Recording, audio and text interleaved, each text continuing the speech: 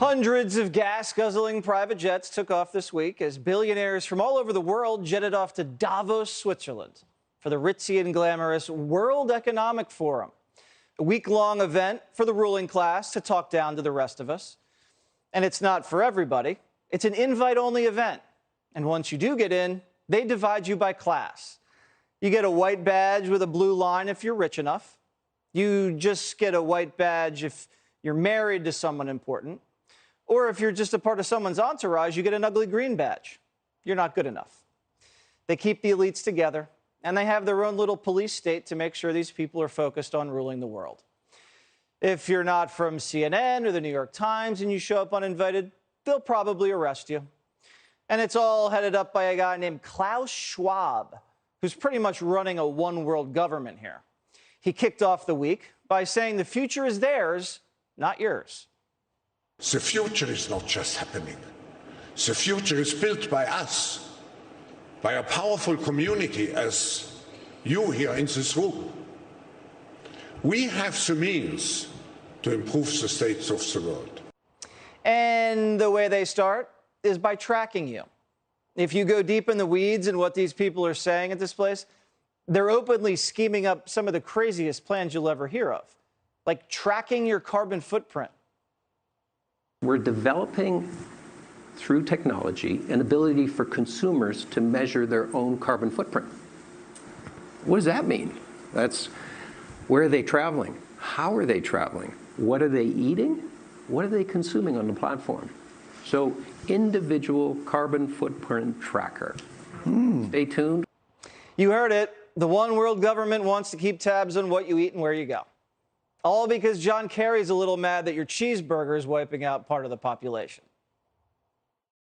People forget, greenhouse gases are pollution.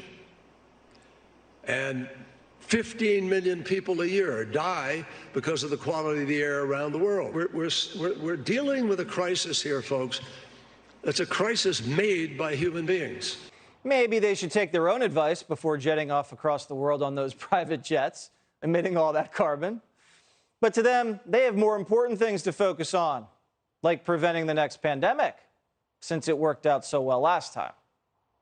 If it comes 10 years from now, we should have far, far better diagnostic technology. That is, be able to scale up every country within a month to diagnose their entire population. We're a little distracted right now, so getting the debate going is happening slowly.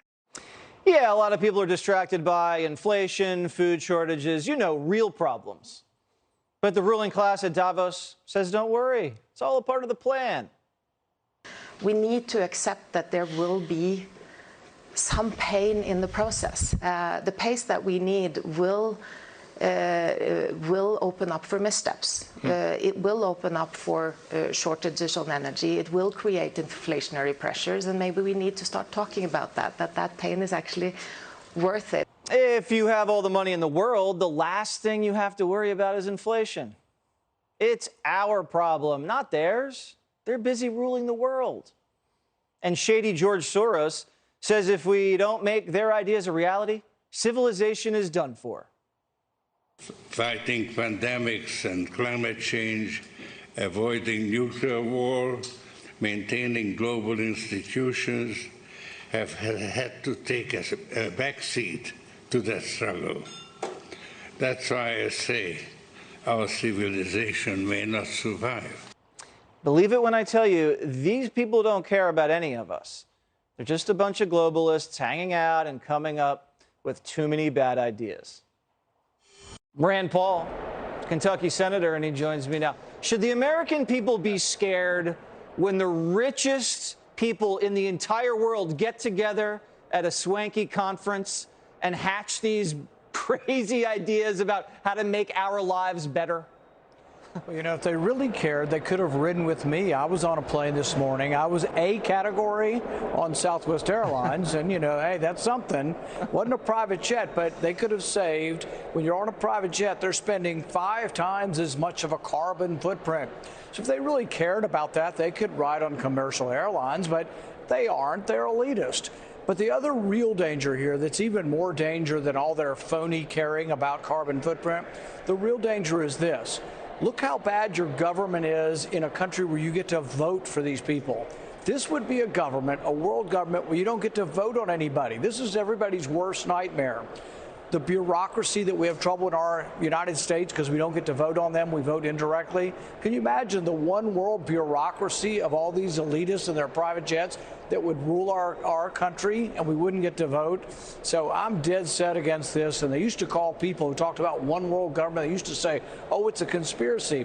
And we would always say, no, it's in their mission statement. They say it at every meeting. That's what they're for.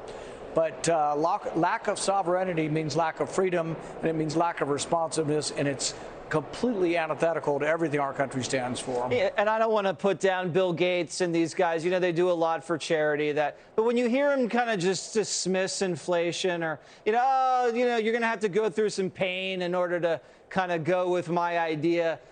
The American people hear that and they think, come on, man, you're not serious, are you? But it's not only insensitivity because they've never been to a grocery store and have no idea what things cost, but it's also that we now have a whole set of our political spectrum that's out there saying it's caused by greed. If you were in a third grade class, I would give you a failing grade if you told me inflation was caused by greed.